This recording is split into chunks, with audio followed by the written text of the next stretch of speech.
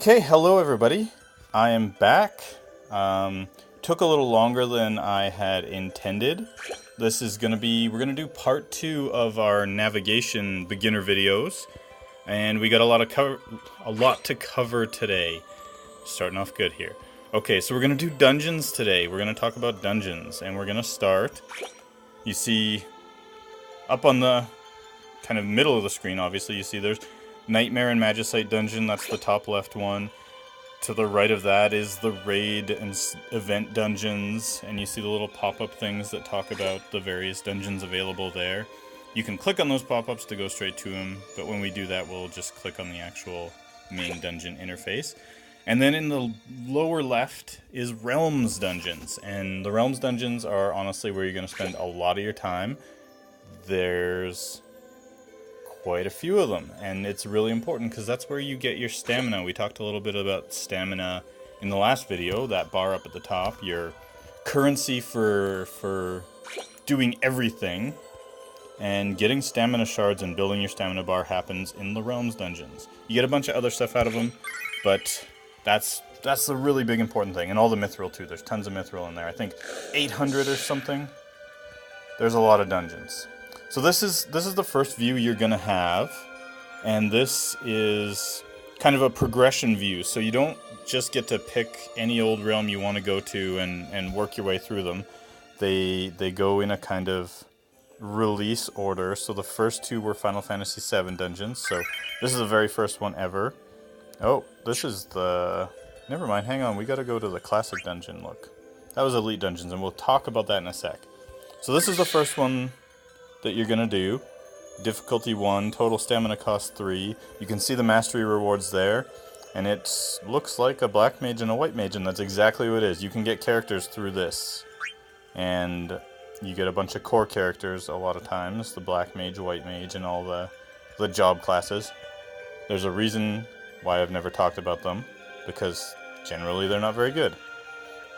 Anyways, all of these dungeons have a little prologue that just kind of gives the background of whatever dungeon you're entering. This is obviously the first mission in Final Fantasy VII, Mako Reactor number 1, and you can see the story. It's very brief, but a former member of Soldier has come to destroy one of the Mako reactors, machines that harness the planet's life stream to generate power. So you kind of, I guess you know what's going to happen here. Here's your rewards. Completion rewards are given every time you complete a dungeon, any dungeon. 6,000 gil, nothing special. And honestly, completion rewards are almost never something you're going to pay much attention to. Mastery reward, that means if you get mastery, which we will cover in a second, there's conditions for every battle that you have to achieve to get mastery, and then you are given the mastery rewards if you do. Straightforward. And then first time completion. Your first time rewards, the first time you do the dungeon, you get those rewards. Again, pretty straightforward. You can see it's 1 mithril and 5 stamina shards. So that's a whole stamina upgrade just for doing that. Good stuff, good place to start, because you have to start there. And then there's a little boss strategy bar as well. So it's Guard Scorpion. Everybody remembers Guard Scorpion, right? Target score. This is the mastery we talked about before. Defeat the Guard Scorpion without being KO'd. Pretty simple. All kinds of things can show up in that target score. It can be using a particular element on a boss. It can be not using a particular element on a boss. It can be lowering a boss's attack stat or magic stat or any one of their stats.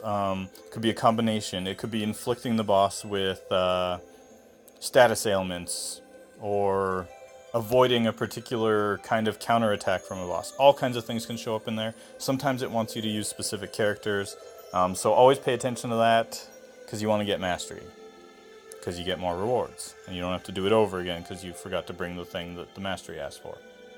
I do that a lot. So anyways, it'll give you a little breakdown of attacks that the boss will use, things that they're vulnerable to, things that they're resistant or immune to. Might give you some suggestions on abilities to use. But but it's pretty simple, and it definitely leaves a lot of things out, so don't rely on that entirely. You may have to figure things out on your own, or, you know, check some things out online. I hate to say it, but Reddit and GameFAQs and a few other places are pretty good places to find info on this stuff. Anyways, that is pretty much it for looking at this. You can see the progression. You go through, you get your 2 Final Fantasy VII dungeons, and then it splits, and you have a choice between 4, 10, and 14. And you can see that the 14 one just terminates there at number 4, but there are more later. I don't know why they don't connect, but they don't. Yeah, the rhyme and reason for all of it is beyond me. You can see that the 10 splits into 15, and it also goes down and then splits to 5, and you see the 4 goes down, and then 5 and 4 both join at 6, and so on and so forth. So it's big, it's complicated, it's absolutely huge. There are hundreds of dungeons. Hundreds. Oh, that's kind of neat. When you've done a lot of them, there's actually a much more efficient view than going down this list of progression. But first, we're going to look at Elite Dungeons. So Elite Dungeons are simply more difficult versions of the same dungeons. So this one is Macro Reactor number 1 again, but the difficulty is 14. The total stamina cost is 13. And the rewards are different. There's more rewards, different rewards. But it's exactly the same progression. You just get different things, and it's more difficult. There's going to be a point in the classic dungeons where it's going to be difficult for you to proceed, and it might be a good idea to actually switch over to the elites and do some of the early elites, whatever you think you can manage to try to scrounge up some more stuff to get stronger. So that is all of that view. And then there's also something, so if you look at the kind of top here, this little progression thing is lit up. Looks like a little mini version of this whole list. There's also another tab there. What happens if we click it? So this is the realm view, and this is way more efficient when you have most of the dungeons unlocked. As you can see, you can go through them all. There's almost 20, maybe, different dungeons. And dungeons, I guess, realms. Realms is the word. I'm smart. Yeah, and they contain a number of dungeons within them. You can see the classic dungeons, the elite dungeons. Classic, elite. You can see how many you've completed out of how many there are. You can see how many you've mastered. So this is really easy to find ones that you might have messed up on and not gained mastery, or you didn't have what you needed to get mastery. Whatever the reason. Or even just when dungeons update. And yeah, the realm dungeons update once a month. Get a bunch of new dungeons. So yeah, this view helps you find those much easier. You can see which ones you haven't done. And then if you go in, you're presented with a view of each scenario. And you get realm-specific music too. That classic Final Fantasy I music. And you can see it gives you the breakdown for all of them. So you can see the difficulty, the stamina cost, the mastery reward. You can, again, click the Elite Dungeon thing and it brings you there. And that's pretty much it. And that's the same for every realm. Oh, we get a loading screen. Yeah, Final Fantasy II. And some realms have far more dungeons than others. I think one of the biggest realms, 6 with like 45 dungeons, plus the elite dungeons, so 90 in total. It's a lot. So it's going to take you some time to get through this, but yeah, you're going to spend a lot of time in realm dungeons. And you can see the difficulty ramps up all the way to 96 on just the classics there. Oh, 98, and then 94, and then 96. Okay. And then what are the upper ends for the elites? It's like 194, yeah. I mean, that's pretty wild. So yeah, realm dungeons. Good place, get your stamina. Lots of mithril in here. good place to spend some time. Spend your stamina in there. However, something that's going to be pulling on your attention is the event dungeons. And event dungeons, problem with them, there's a new one every week, as well as some more irregular intervals, but there's a weekly event every week, pops up on Thursday. It's always themed around a specific realm, so you can see here where it says Strike Back at the Empire, and then the jumpstart above that. They have the little 6 in the upper left, so it's a Final Fantasy VI event. And so, in these events, and this is actually something I should have covered with the Realm Dungeons, when you bring a character or a piece of equipment that's from a specific realm to that realm, they get stat bonuses. So there's incentives for using characters and equipment in the realms that they come from. Anyways, let's click on this. Strike Back at the Empire. Shows up on Thursday. And sticks around until the Sunday of the following week. So you have a little over a week to finish a realm event. A weekly event. Huh. So you can see it starts off really low difficulty, and it doesn't ramp up all that hard. You should, I mean, especially because it gives you characters from that realm. Get a few characters from the early ones, maybe bump up their levels a bit with whatever growth eggs you have, and you should be able to get through most of the early event stuff. And the reason you want to do that is, again, Mithril. Getting the characters is good. Especially because every event also comes with a relic banner that is themed mostly to the characters available in the event. So there's the elite versions. Again, there's a classic and elite, and it starts out not all that difficulty. All that difficult. Wow, this is a good video so far. I'm so glad that I'm recording this. Yeah, again, you should be able to clear most of this stuff, especially if you can get yourself some follows on players with roaming warriors that have Overstrike or Arcane Overstrikes as their roaming warrior. A lot of those can one-shot most of these bosses, so don't be afraid to try and just push and see how far you can get, because that Mithril is so good. It's how you get more relics, it's how you get stronger, so get all the Mithril you can. Also, I guess, since we're looking at this view with the Elite Dungeons, there's memory crystals for the characters as well that are available. Memory crystals, you have your memory crystal 2s, and as the difficulty ramps up, now you see where the color changes from red to purple. The purple and the darker purpley reddish color, I can't think of the name. Oh god, that's embarrassing. Anyways, these are what are called bonus battles, and they drop on the Sunday after the event. So you get most of the dungeons on Thursday, then you get bonus battles on Sunday. Thursday and Sunday. And they're more difficult. They give you way cooler rewards. You see here you get quite a few major orbs, which are very important. 2 crystals, which crystals are, they're not going to do a new player much good, but they are hot commodities for endgame. And we will talk about that at another time. Gale hairpin, so there's an accessory.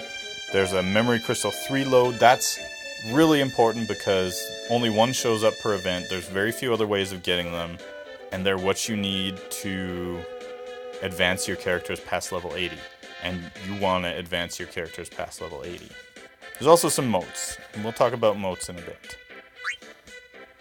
And that ramps up all the way, so 220 used to be the highest difficulty, but we've recently, we have 260 now. And that's the boss's level, so these are difficult fights. I actually haven't put aside time to take this one on, the demon. And, so yeah, anyways, wasting time here. That is your weekly events. Do those. If you look here, you can see underneath, over here, available through. Always, whoops. we're not ready to talk about Crystal Tower yet. You can see available through PST 0603 1659 or UTC 0604 0059. Since weekly events overlap, always try to get as much done on the event that's going away soonest. Makes sense, right? Get all that mithril. Get all the orbs you can. Get the characters. Good stuff. Events very important. So we'll talk really quick here about Jumpstart battles. On the Sundays, with the bonus battles, Jumpstart battles come along. They are a replica of the 220 level fight with one slight difference. So a Jumpstart battle, your characters start with completely full soul break gauges, but they cannot gain or exchange their soul break gauge. So what they have, that's all. You've got basically 3 soul breaks worth to go through the enemy, and that's it. So they're really fun because you're just throwing all your team's soul breaks around and you're just trying to beat that boss as fast as possible. I really like Jumpstart battles, and I'm really sad that they've said they're discontinuing them because they're a lot of fun. Hopefully something cool gets put in their place. I don't think that means that they're really going away anytime soon. So obviously you're not going to be strong enough to take these on right away, but they should be around for a little while, but they have said that they're discontinuing. Sad.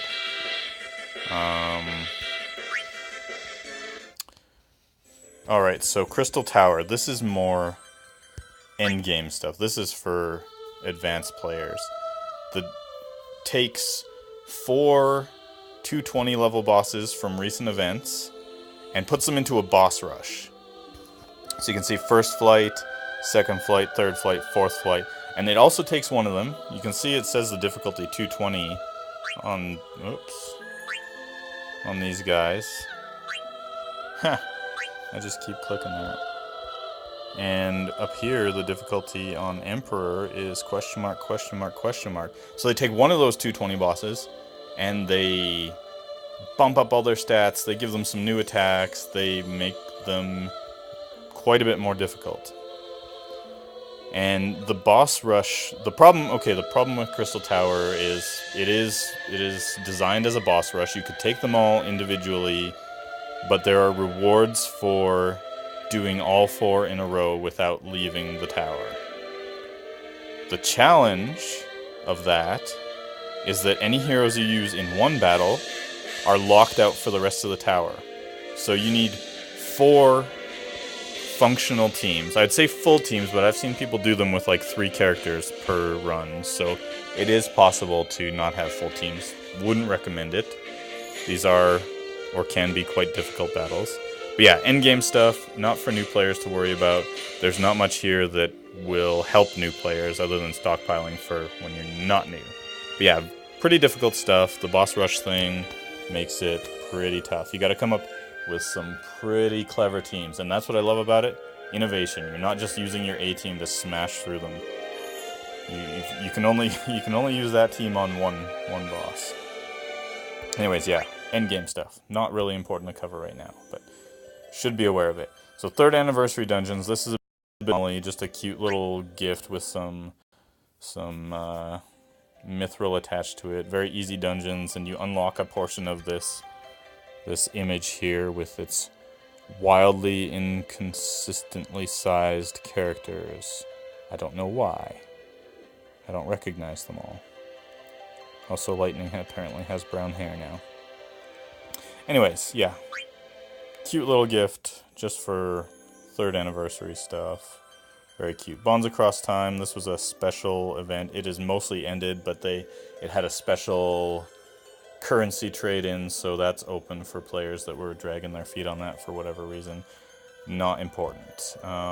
Torment Dungeons. So this is another endgame set of dungeons. Torment Dungeon kind of gives that away. These are difficult. They're really cool. There is one for each realm. It used to be that they would rotate and there would only be one available at a time. And then they started doing a kind of triple rotation where there was 3 available at a time and they would rotate out individually. Now they've said that they're replacing them with a new set of more difficult torments.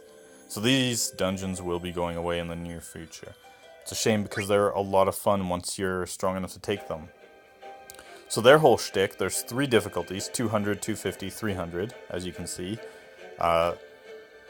And they are different from other dungeons in that they're kind of like an endurance run. So there's some cool rewards. You get special job motes that unlock powerful abilities on characters that can use that class. Sorry, I was just cleaning my screen there a little bit, and I bet that looked funny. So the whole shtick with them, there's a boss, but before you get to the boss, the 200 difficulty boss, you have to go through 5 or 4 waves of trash? Let's go find out. Celis and Ysael will find out for us.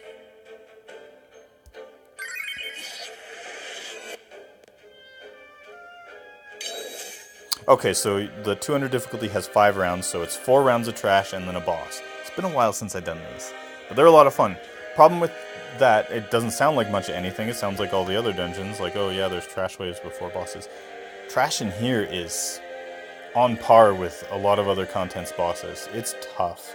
And so you're going to have to expend abilities. You're not going to auto-attack your way through that trash and come out unscathed. You might even have to expend some soul breaks, use some burst soul breaks to give you the oomph to punch through that trash. Because you don't want to use all of your abilities and all your soul breaks on them because you're going to get to the boss and you're going to be out of gas. So it's, like I said, it's a bit of an endurance run. Fun as heck, though. I love Torments, and it's a shame that they're being replaced. So the 250 is the same thing, more difficult, but there's 6 waves of trash before the boss. So yeah, that's really tough. And the 300 difficulty, you'd be probably thinking, oh god, what's the 300? Sounds horrible. But you can see it says Jumpstart Battle. So you start, again, like the jump starts we covered just a bit ago. You have full soul break gauges, and there's no trash rounds. So honestly, if you can clear the 250, you can clear the 300. Almost guaranteed. And yeah, there's 15 of these dungeons. 14th, and then tactics. And they're great. Job motes, good stuff. Yeah, Torment Dungeons are cool, but they are endgame activities, and they are going away and being replaced by something more difficult. There's Newcomer Dungeons. These are an anomaly. These are something that Global has and the Japanese version doesn't have. And they're little introductory dungeons. They're low difficulty level. They have a lot of characters from that realm. They are just basically to pick up some mithril, pick up some characters, and get you started. It's a wonderful thing. Something to cover, though. So there's 1 for 7, 1 to 10, 1 for 13. In the relic draw section, there is a newcomer banner for each one. Stay away from those. They're no good. They have old, outdated relics and large, uncurated lists.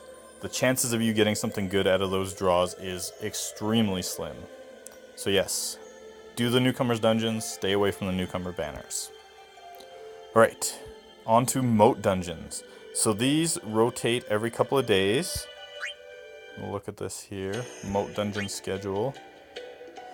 Moats are used, so these are for 4-star moats. There's 3, 4, and 5-star moats. You gain access to using moats on your characters once a character hits level 65. They're used to basically unlock a job sphere grid. It's not really a sphere, but it's analogous to the games that have had the grid sphere unlocks. It unlocks some stat boosts, some minor damage boosts to that character's specialties, some maybe resistances to status ailments, things like that. So they're good for the characters that you use. Once you unlock the 3-star moats, you can do 4 stars, and the 4 stars give you better upgrades. And then once you upgrade all of your 4-star moats for that character, you gain access to the character's legend sphere, which is what you use the 5-star motes on, and we'll cover that in greater detail. But yeah, these, again, so these are for 4-star motes. These are for endgame players for the most part. Each boss has a particular elemental weakness, and if we look, it says Jumpstart Battle, which we've covered, but the gauge isn't full. Each of your characters only gets 1 soul break to use, and then they are out. So you want to bring a full elemental team, take advantage of that boss's weakness, and honestly, once you have a strong elemental team, these are easy. These are easy as heck. Oh, there's nothing. Standard rewards. It's just basically motes. It's a mithril.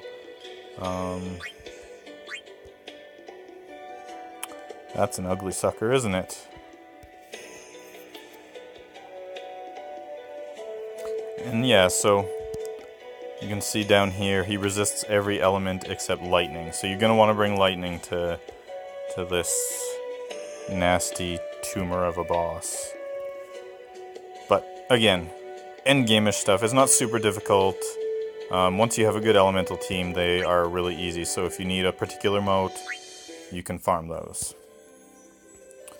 So Powerup Dungeons. This is, again, something you're going to want to dive into in kind of the mid to late game. Rotates every day. As you can see, there's a schedule.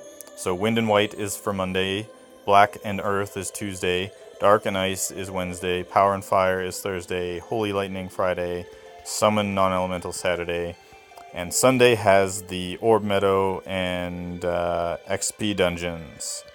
And sorry, upgrades to the Orb Meadows and XP Dungeons, because those dungeons are usually open. We'll actually take a look at what's available. So you see, Windswept Ravine has 2 difficulties. You get major orbs from the 80 stamina, and you get crystals out of the 100 stamina. You can see that. Perfect for collecting major orbs. Perfect for collecting crystals. Again, so more for advanced players. Orb Meadows, lower difficulty, gives you a smattering of different kinds of orbs, not really worth running. Shores of Wisdom, good place to spend time if you need XP. 2 difficulties again. Obviously, if you can handle the 80, that's what you want to do, because it's more XP.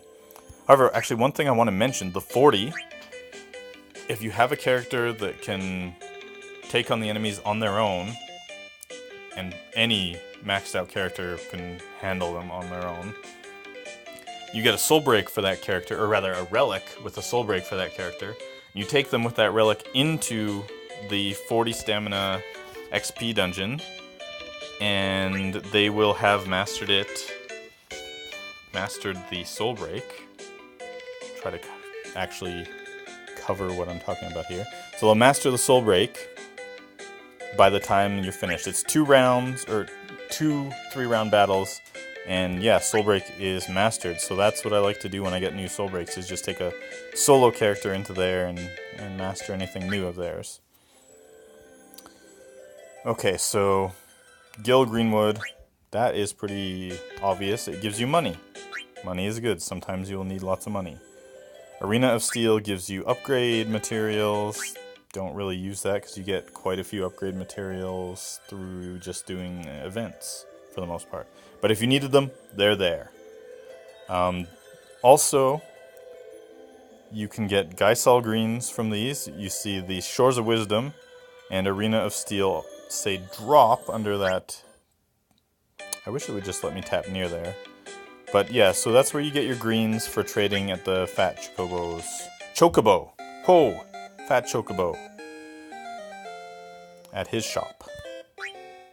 Did I say Chocobo before? That's how I used to say it. I'm so embarrassing. Anyways. That, I think, is everything. Oh, no, actually it isn't. Because we've got Raid Dungeons up at the top. So Raid is your multiplayer. And there's only... It corresponds with the weekly event, since there's only the 6th event going on right now until Thursday. You have your low difficulty, which is Hell's Rider here. You have an 80 and 120 difficulty, and yes, I know that seems weird that I would call that low difficulty, but it gets easy to handle those pretty quickly.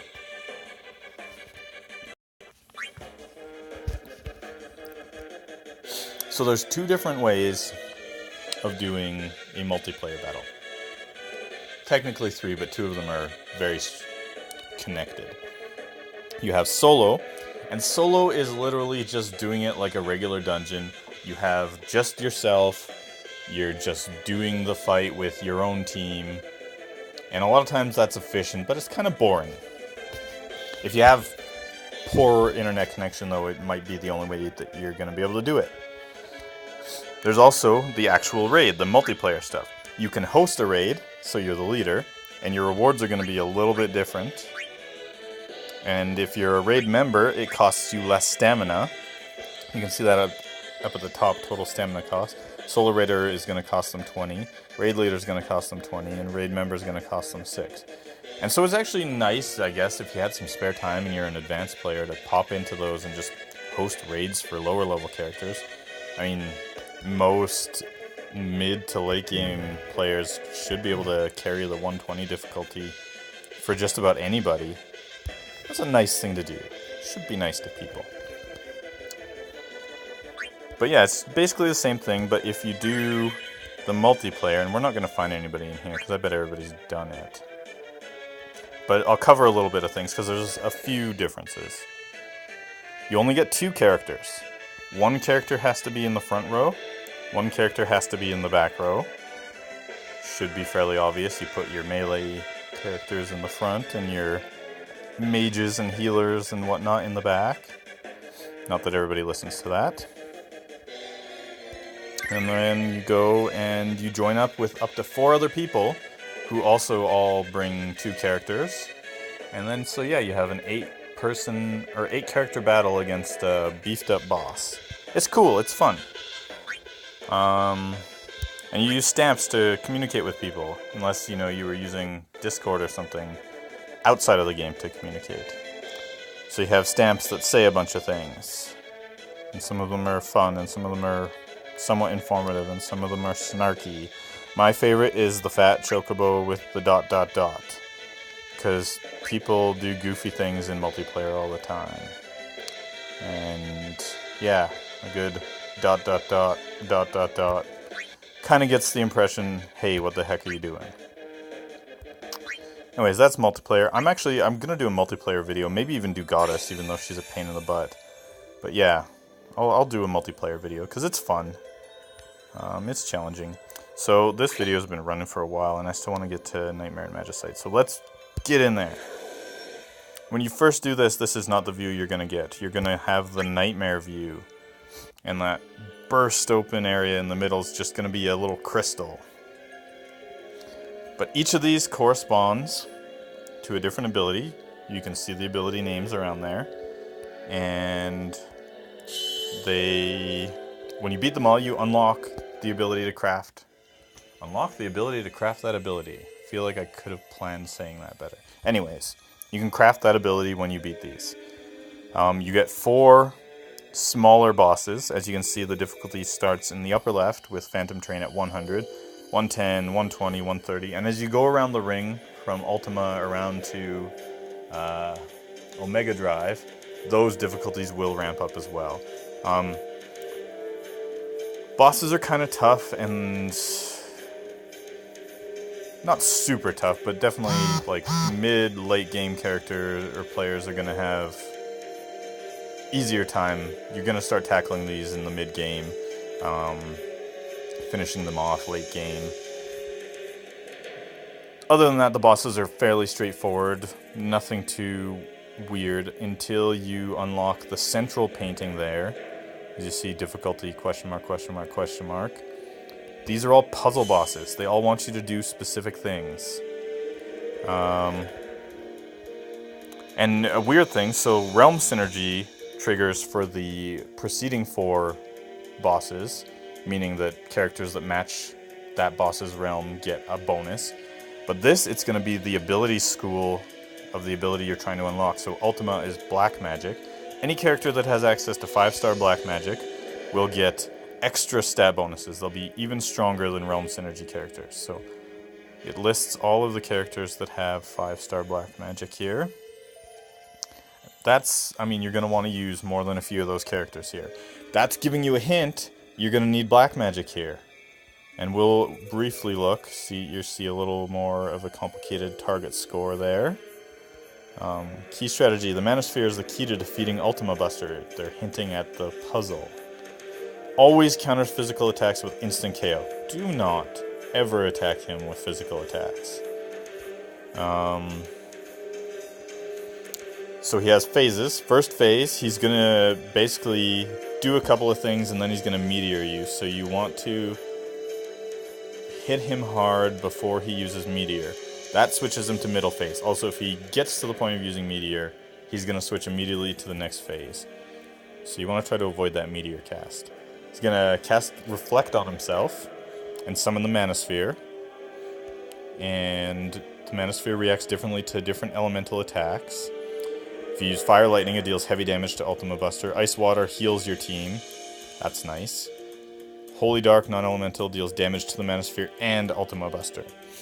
So what they're trying to say here is use Fire and Lightning on it to hit him as hard as possible. And we're going to get why you need to do that in a sec. Try not to use Holy Dark non-elemental because you want that Manosphere to stick around as long as possible. And only use Ice Water if you desperately need a heal. Cool. If he absorbs the Manosphere's energy a total of 4 times, which is a thing he'll do several times, or if you destroy the Manosphere, he'll use Nightmare Ultima, and it increases in power every time he absorbs damage. Absorbs the Manosphere's energy, I think. That should be what it says. Anyways, so keep hitting the Manosphere with Fire and Lightning before he gets too strong. Final phase. This is basically a challenge to your characters. Burst him down before he kills you. It's an enrage phase, basically. So once the Manosphere is gone, once he's used that Nightmare Ultima, you need to kill him fast. So a little rundown. Primarily uses magic attacks. Always counters physical attacks with death. Always counters physical attacks, white magic, black magic, ninjutsu with death while the Manosphere is present. So you don't want to use AoE stuff because you don't want to hit Ultima Buster when the Manosphere is around. Pretty straightforward. You could, if you had the Hones or summon Soul Breaks, summon abilities never counter triggers. Almost never. Like 99.9% of the time don't counter or don't trigger counters. So you could cheese him with summon magic if you wanted to, but he's pretty simple once you got some good black magic stuff going on. Anyways, all the bosses have something like that. They're all a puzzle boss. And you want to get most of these abilities. I mean, you'll want to unlock all of them eventually anyways, but Neo Bahamut, Meltdown is so good. Kurita, Affliction Break, Valigarmanda, and depending on your characters, Omega Drive too. Those are the really good ones. Ultima could be used for clearing trash in Torments, but I mean Meteor does the same thing and doesn't require crystals to be upgraded. Anyways, once you beat all of these, once you get them all done, the crystal in the center shatters and looks like it does right now. What happens if we click it?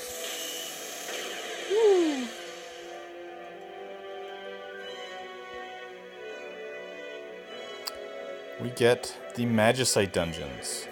So the Magicites are all themed around a particular element.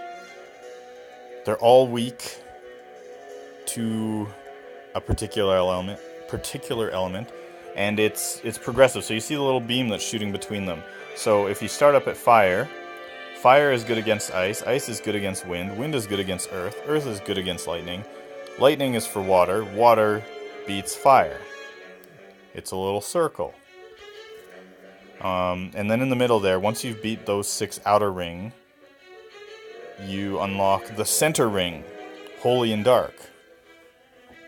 Magicites are super endgame stuff. You need a good elemental team to take them on, and they are like nothing else. They are very dangerous, and you can't really... They're highly resistant to stat breaking, so you can't really mitigate their onslaught very much. You just need really good heals, and you need really good DPS. It's basically a race. Kill them before they kill you. There's 2 levels of each now, and there's room for a third. So you see Liquid Flame and Malorus. And Liquid Flame is the 3-star Magicite for fire, and Malorus is the 4-star. There will be a 5-star at some point. I think there's actually 2 different bosses for each element for the 5-star, but I don't know all the details because I haven't paid that much attention. We'll be getting them at some point. So once you beat all the 3-star outer Magicites, you unlock the 3-star Holy and Dark Magicites, and then same thing for the 4-star. And I actually don't have the 4-star Dark or Holy unlocked yet because I am still beating my head against the 4-star Wind Magicite. I can almost beat her, but she is a pain in the butt. And that would be Tiamat from Final Fantasy IX. And yeah, she is a pain. Don't like her. She's mean. I'll get her someday, though. Anyhow, I guess one last thing to cover for Magicites. I won't go into detail because, like I said, they are super endgame. They need specialized teams. Each one costs only 20 stamina, but you also need to have a keystone. If you look up here, little green stone underneath your gill, that's your keystones. You can hold a total of 15. You get 1 every day from this little bucket that says collect.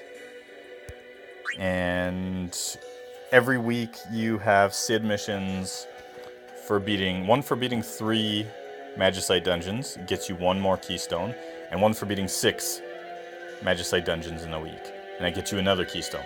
So you basically have 9 available per week. You could do 9 Magicite Dungeons, and I guess it keeps people from grinding, which I guess keeps players from getting too powerful too quickly, and also reduces the burnout factor. So yeah, 1 per day, 2 extra per week, total of 9 per week. That stuff's really tough, and we'll talk in detail about why you would even want to do that. So that is the dungeons. And one more thing before I go. This screen is getting a little bit of an overhaul. We're getting a new set of dungeons added in just a couple days. And once that's all up and running and I know what's going on, I'll cover that too. So yeah, thank you for tuning in. Hopefully this wasn't too long and too boring or too stupid. And I'll see you all next time.